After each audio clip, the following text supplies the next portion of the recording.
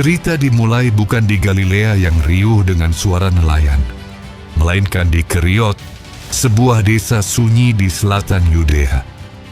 Disinilah Yudas Iskariot tumbuh di bawah bayang-bayang sepatu besi tentara Roma.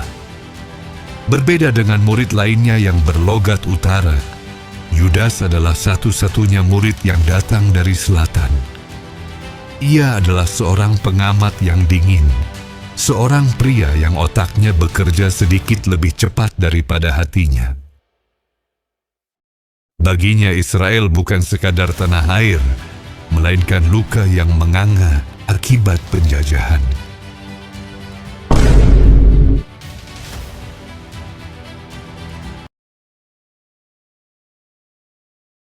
Saat pertama kali mendengar Yesus berkhotbah di lereng bukit, Yudas tidak langsung terpesona secara emosional.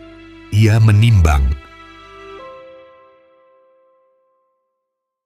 Ketika Yesus berbicara tentang kerajaan, sesuatu dalam dada Yudas bergetar. Ia mulai menghitung kemungkinan. Mungkinkah pria dari Nazaret ini adalah pembebas yang dinantikan untuk mengusir Roma? Yudas menyaksikan mukjizat, orang lumpuh berjalan hingga 5 roti memberi makan ribuan orang, dengan mata seorang akuntan. Ia memastikan bahwa ini bukan penipuan jalanan. Karena kecerdasan dan keteraturannya, Yesus mempercayakan kas kelompok kepadanya. Ia adalah manajer yang handal, namun disinilah retakan pertama muncul. Yudas mulai menunggu kapan kerajaan rohani Yesus akan berubah menjadi kerajaan politik yang nyata.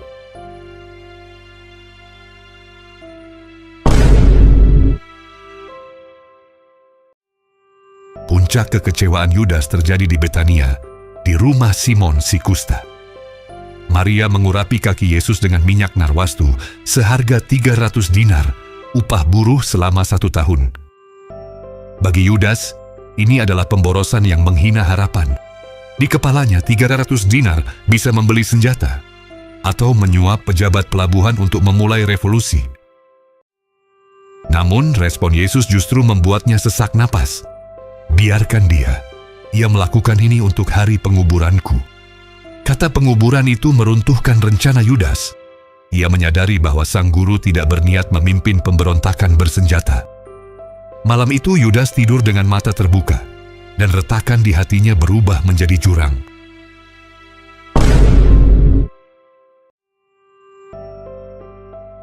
Yudas menemui imam-imam kepala.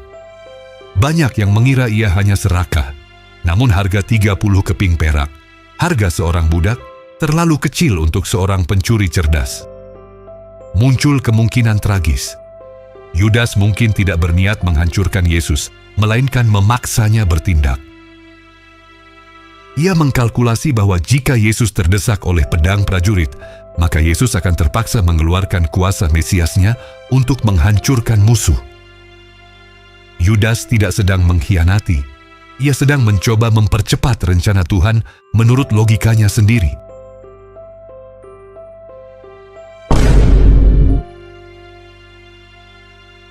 Di meja perjamuan, suasana begitu berat. Yesus memberikan potongan roti yang dicelupkan kepada Yudas. Sebuah tanda kehormatan tertinggi bagi seorang tamu. Yesus tahu segalanya, namun ia tetap memanggilnya teman. Di Taman Getsemani di bawah bulan purnama, Yudas mendekat. Ia memberikan sebuah ciuman, simbol kasih sayang murid kepada Rabi, sebagai tanda penangkapan. Yesus menatapnya tanpa kemarahan. Hanya sebuah pertanyaan yang menghantui sejarah. Hai teman, untuk itukah engkau datang?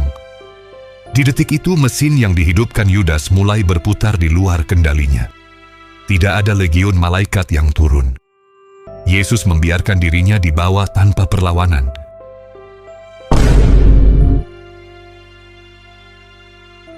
Ketika fajar menyingsing dan kabar bahwa Yesus akan disalibkan menyebar, Yudas menyadari kesalahan fatalnya.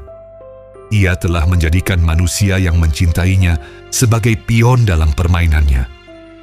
Ia melemparkan 30 keping perak itu ke lantai bait suci, berteriak bahwa ia telah menyerahkan darah orang tidak bersalah. Namun para imam hanya menjawab dingin, "Itu urusanmu sendiri." Yudas berakhir dalam kesunyian yang absolut. Ia mati di sebidang tanah yang kemudian dinamakan Hakaldama, ladang darah. Uang pengkhianatannya digunakan untuk membeli tanah bagi orang asing yang tidak punya tempat untuk dikuburkan.